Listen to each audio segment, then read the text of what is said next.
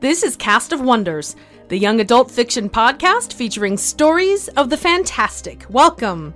Episode 233 for January 29th, 2017. Every year in January, Cast of Wonders takes the month off to recharge, plan the year ahead, and highlight some of our favorite episodes. And each episode this past month, you've heard a different member of the Cast of Wonders family present their favorite story of 2016. Hello everyone, this is your editor and host, Marguerite Kenner. There is but a single editorial prerogative I insist upon, and that's the right to be the last person to select their annual staff pick. That's because, to a great extent, they're all my favorites, my babies, my precious word jewels, and choosing between them is akin to a parent having to pick a favorite child. It can be done, but not without a tremendous emotional effort. And I love watching the process as everyone earmarks their personal picks, choices often hotly contested behind the scenes. But without further ado, and to bring the month to a close, my staff pick for 2016 is Saurs by Craig Delancey. It originally aired in episode 218 on November 6th, 2016, as part of our Dino-Vember special. The story was a Cast of Wonders original. And now we've a tale to tell.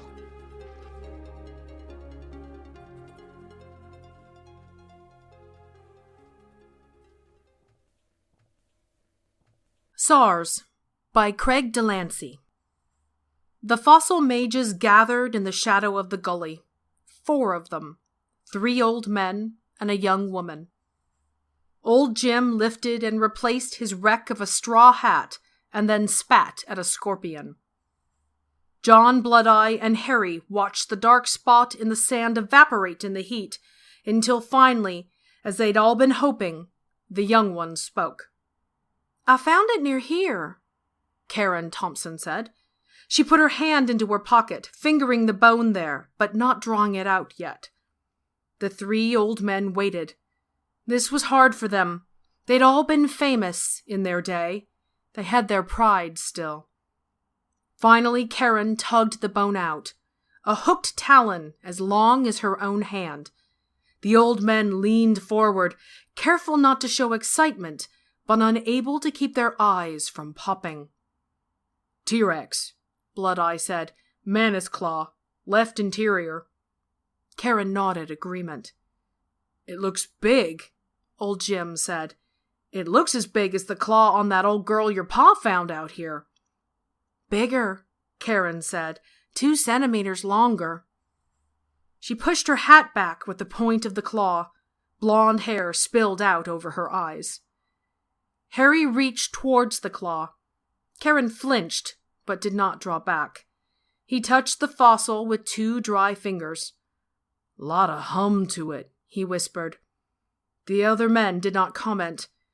They knew there'd be magic in the bone. No need to taunt yourself, like hungry men poking another man's fat goose. Karen pointed at the ridge across the flats, a roughly eroded heap of gray earth, deeply pitted by violent spring floods. "I found it at the base of that crest," she said. Old Jim frowned. "Could have fallen from either side of that edge," he said. Karen knew that she shouldn't give orders to these experienced men. They had too much dignity for that. But this was her find. She was doing them a favor by letting them come along. By tradition, the wrecks would be hers. She found first sign of it. But anything else dug out of the site, they would share evenly among their group. "Why don't we take Jim's advice?" she said, making his observation into a suggestion. 2 of us will search the east side of the ridge, and the other 2 search the west side." "I'll come with you," Harry blurted out. Karen's heart sank. She'd wanted to ask Blood-Eye to come with her. If she'd had her father's toughness, she would have insisted on it, but she felt responsible for Harry. "Good," she said, forcing a smile. "We'll take the east ridge." It had been on the east side that she'd found the claw. Old Jim nodded. They set out, single file, from the shadow of the ravine, their boots crunching at the hard-packed dirt. At the edge of the flats, they had to weave their way through a few scrappy green bushes.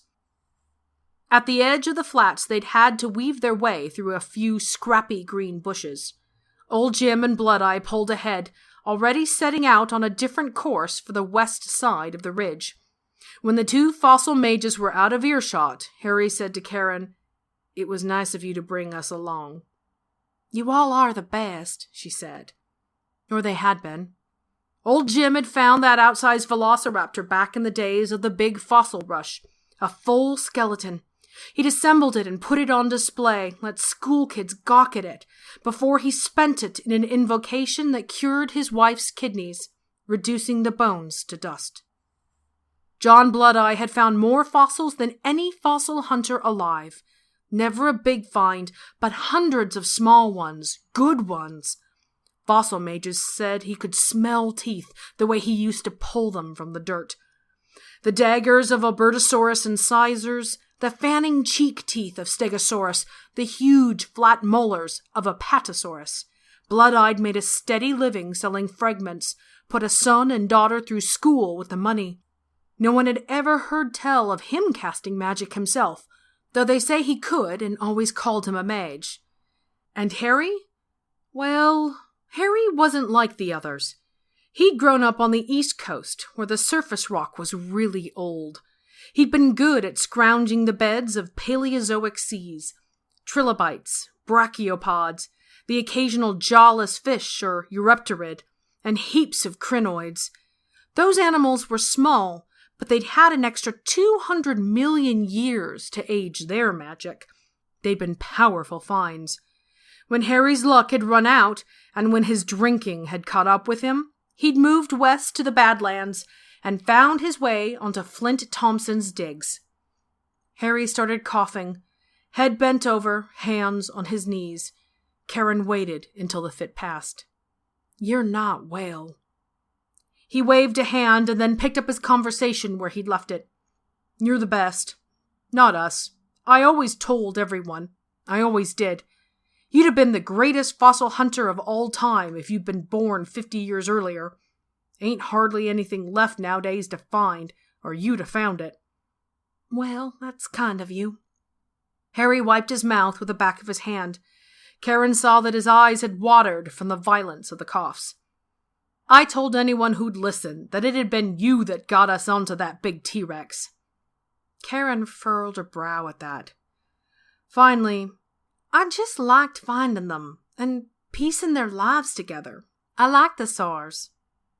Harry seemed upset by her sudden frown. It made him talk in a rush.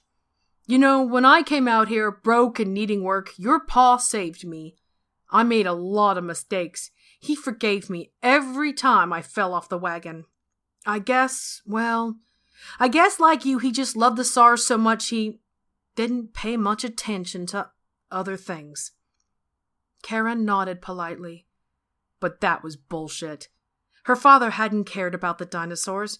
He'd cared about the power in their bones. He'd cared about the magic, because of the money the magic could bring. "The damn amateurs ruined it," her father had told her one night when she was 10. "Gentlemen and their clubs, their sherry-drinking little associations." He rubbed the stubble on his cleft chin with the edge of a calloused thumb. His blue eyes stared into the fire, intent, almost angry. He'd been a man who didn't need much sleep. He was up before anyone else on the digs, and went last to his bedroll. Karen had learned early on that if she wanted a minute with her father, she had to stay up later than anyone else. So now the two of them sat beside the dying fire while the rest of the team slept. "The amateurs found out about the magic first?" she asked. "What? No, that happened long before. Some Renaissance osteomancer crushed a trilobite into some potion or other, and the results blew his pointed hat off. And that was all right. For a few centuries, the power of fossils was a secret.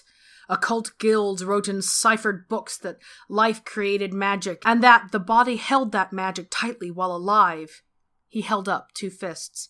"After life ended, the magic remained, but it could be taken. He popped open his fingers like a life exploding. Necromancers had long known that. What's a mancers? Necromancers. Folks that make dead people walk and talk. Ew, she said, poking the fire with a stick. Sure must have stunk, Flint agreed. Making a hanged man do some chore is one thing, but a fossil is another. A fossil is stewed in its power for millions and millions of years. It's about ready to burst with magic. So everyone dug 'em up. When the amateur hunters and mages started publishing papers and giving talks and conferences, the fossil rush started. He looked around at the hills, invisible in the dark, but silhouetted against the stars. First in England, then here, whole mountains were moved, mines were dug till their tunnels collapsed, stream beds and hillsides were dynamited into dust. Wasn't long till fossils were about impossible to find. Not for you, Daddy. Hard for me too, he said, but he'd smiled. They sat a while in silence before he nodded and told her, Head for your tent, Karen. Early day tomorrow. No slacking off. We gotta work fast. The rains will start soon. She'd imagined during those years that he knew she was his best apprentice. It didn't matter that he hardly talked to her. It didn't matter that he took credit for the finds she made. All the reward had come from that moment when, alone, she had found a jaw or a splintered rib or a vertebrae sticking from the dirt, and then handed the bone to her father. After his death, his memoirs had been published. Flint Thompson, the world's greatest fossil mage. She read it cover to cover, and in it, her name appeared exactly 0 times. When they came to the ridge, Harry had another coughing fit. Karen waited while he hacked. Then, as if nothing had happened, he walked to the scree pile at the base of the cliffside and bent over, staring at the dirt heaped there. He stared a long time, not even lifting his hammer from his belt. Karen liked to see this, a hint of his professional side re-emerging. Damn my eyes, he whispered, yanking the bill of his filthy old baseball cap. I can hardly tell a femur from a flint. Karen waited till he asked her. Here? It was here? A little farther up to the right, but I think this is a good place to start. They both unslung their hammers. Karen crouched down beside Harry. She lightly scraped at the slope with the edge of the hammer's head, peering intently as she brushed aside a few of the loose gray shards of stone fallen from the cliff above. If they can find some more of the wrecks, they could start a vertical search. The whole profile of the slope here was late Cretaceous, so if more of the wrecks were there, its bones could be anywhere from the top of the ridge right down to her feet. They worked in silence. It had been a few years since she'd spent time with Harry, but in her youth she'd crouched countless hours digging beside him.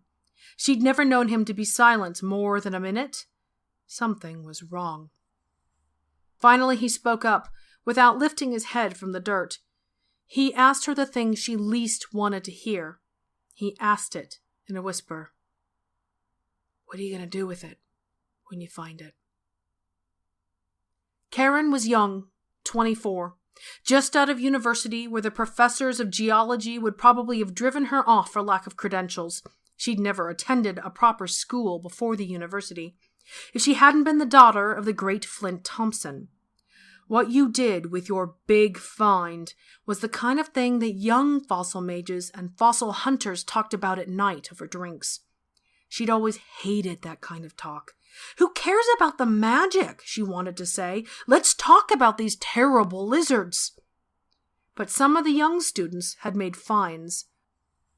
Most sold their discoveries for good money, but a few of them were mages, and they kept their bones. They became notorious for the spells they cast. They dug through ancient tomes written when fossils were plentiful. In the rotting pages, they'd unearthed lunatic spells to talk with the dead, to give you wings, to reveal secrets that would drive weak men mad. Karen didn't answer Harry.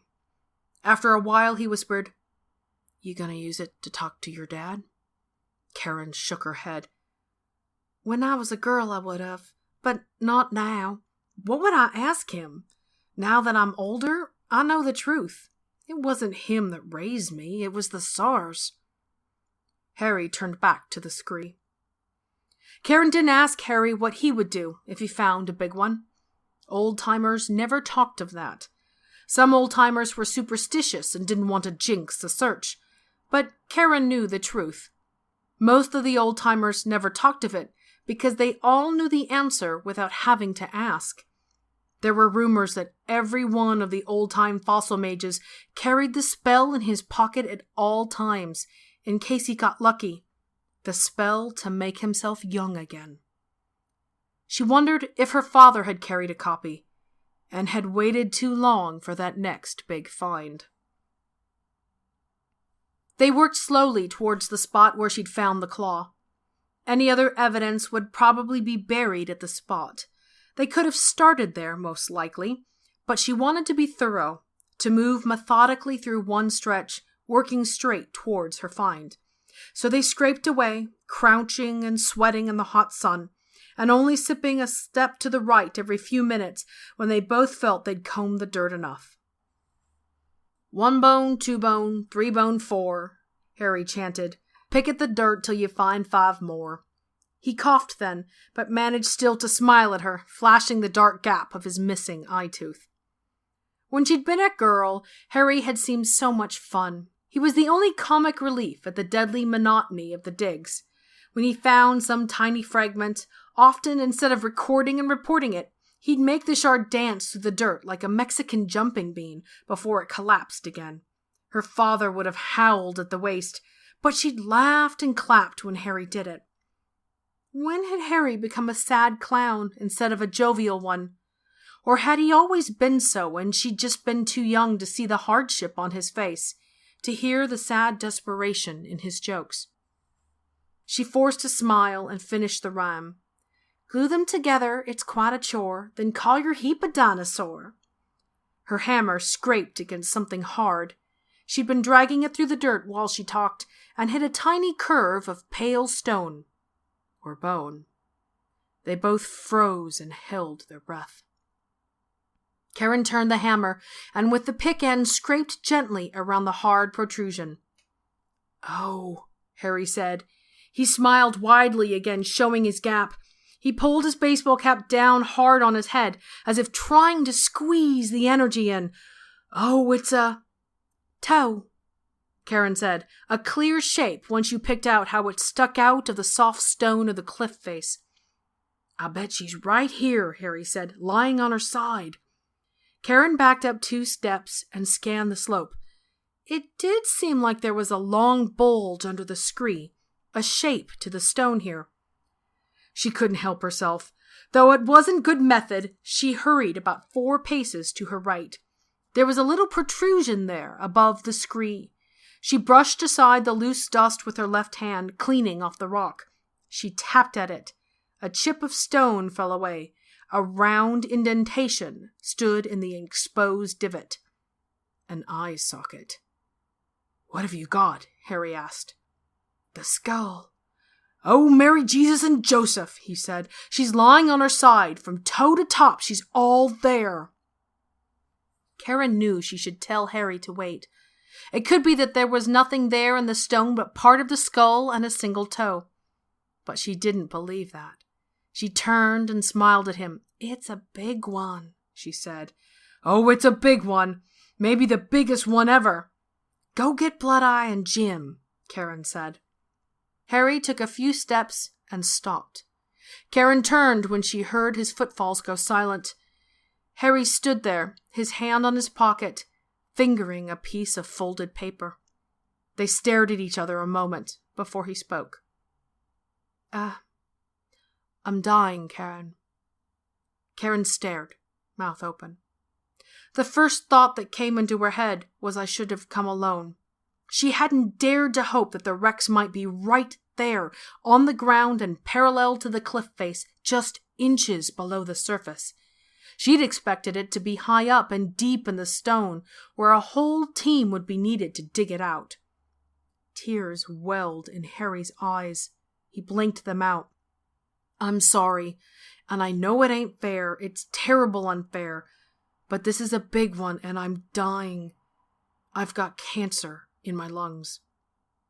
"There are other Saurs here," Karen said. "I feel it."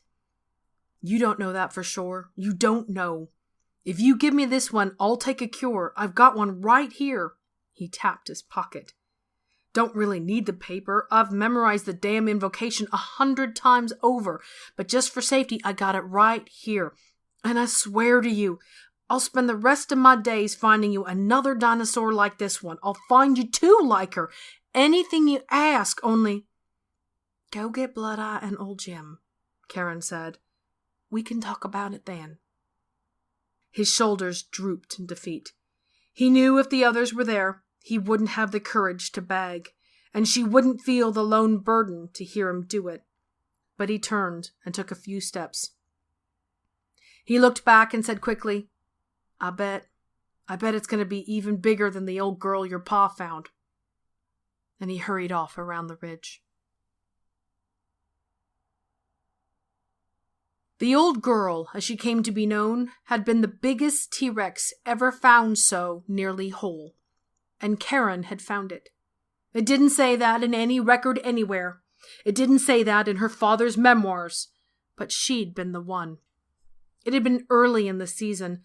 The sun had just risen, and Karen had already started digging when Harry had stumbled, still drunk, into camp. Flint had told him to leave immediately, to get the hell out. Harry ignored him.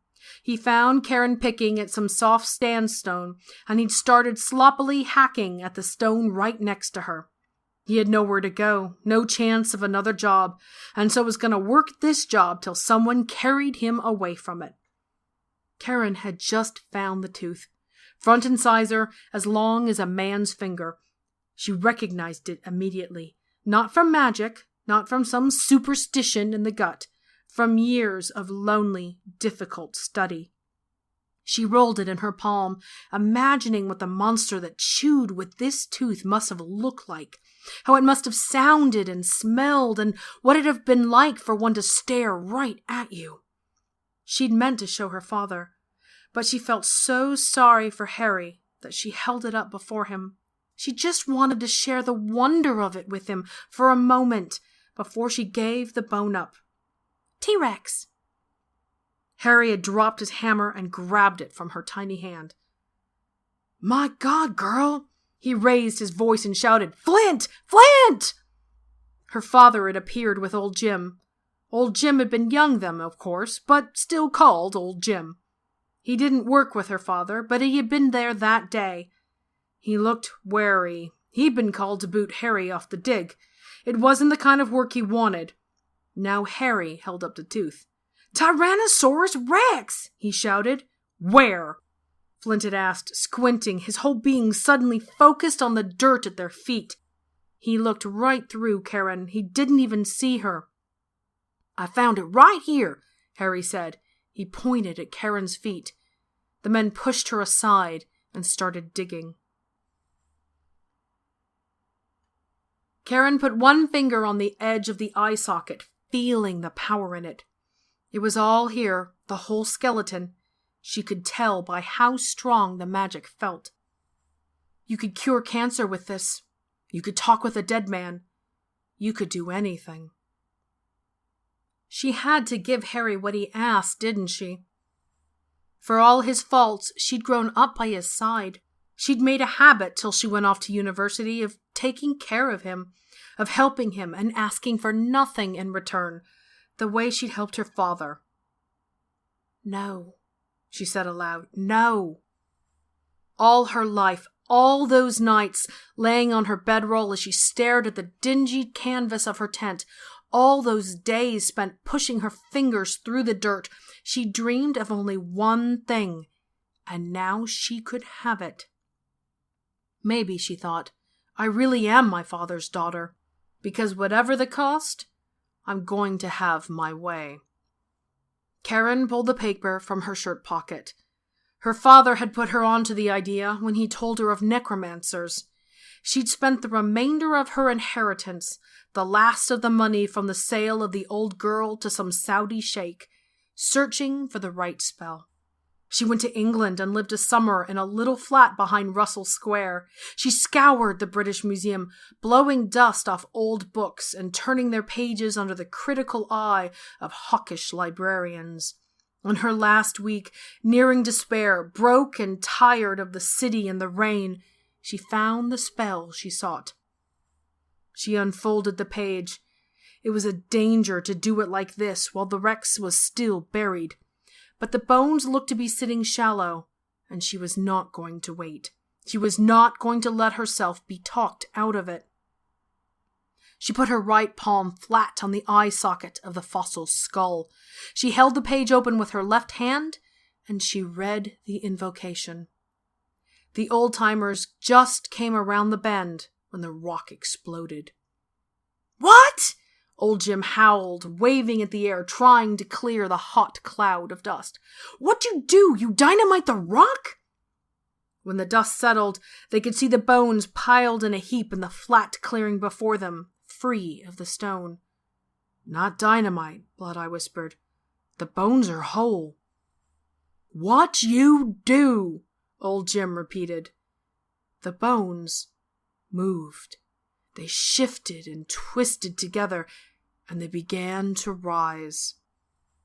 Something tugged at Karen's pants. She pulled the claw from her pocket, and it leapt from her hand onto the heap of bones, finding its place. A hot wind tore Karen's hat from her head. Old Jim caught his own straw as it shot out before him. "It's pulling the carbon and water from the air," Karen shouted over the hot, sudden roar of wind. "We have to back away!" Her skin turned hot and dry. The sweat stripped off her in an instant.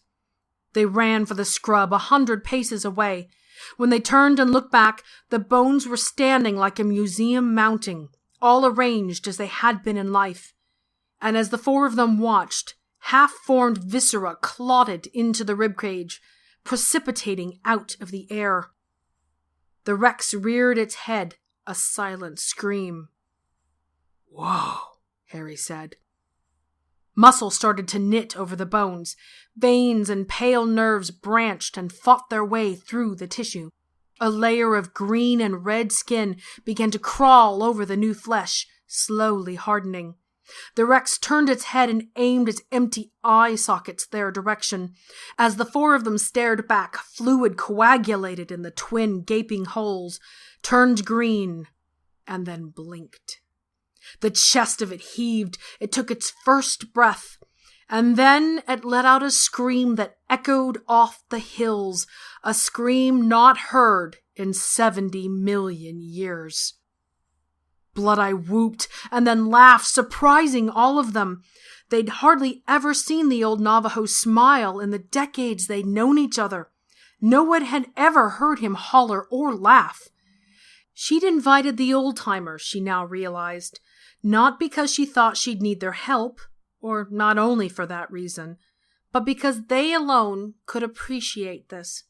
She wanted them to see it too. She wanted to share this with people who understood. "You brought it back," Harry said. "I didn't know such a thing could be done," Old Jim added.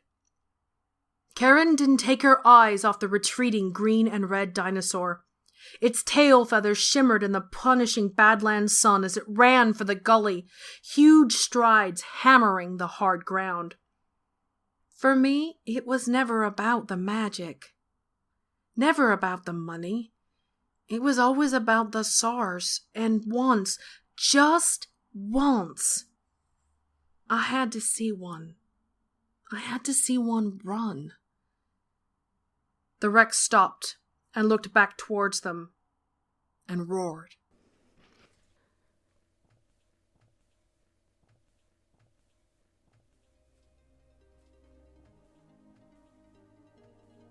Dinosaurs and Westerns.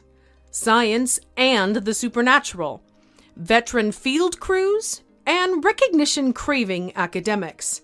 And smack in the middle of it, a curious, brilliant, compassionate woman who refuses convention and walks her own path.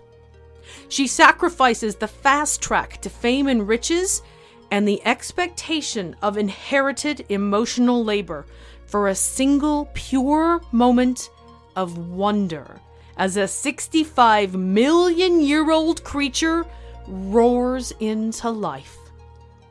In these turbulent and uncertain times, may we all have the same courage of our convictions. Join us next week for...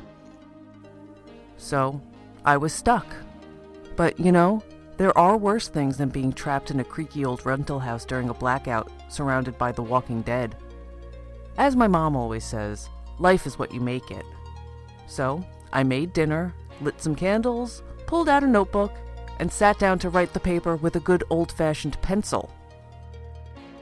Cast of Wonders relies on listener donations to pay its staff and authors and to bring you the best in young adult audio fiction week after week.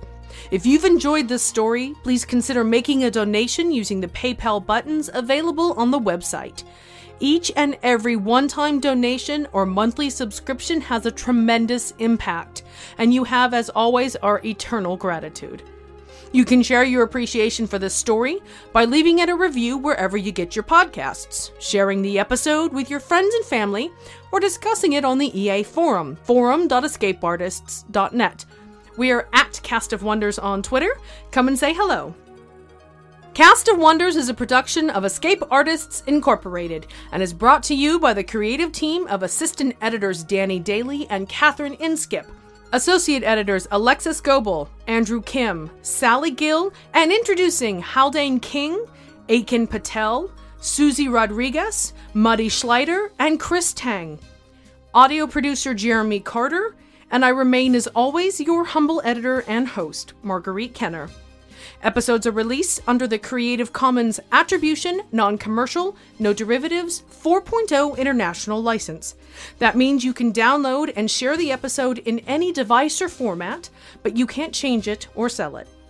Theme music Appeal to Heavens is by Alexi Nov from musicalley.com. Thanks for listening.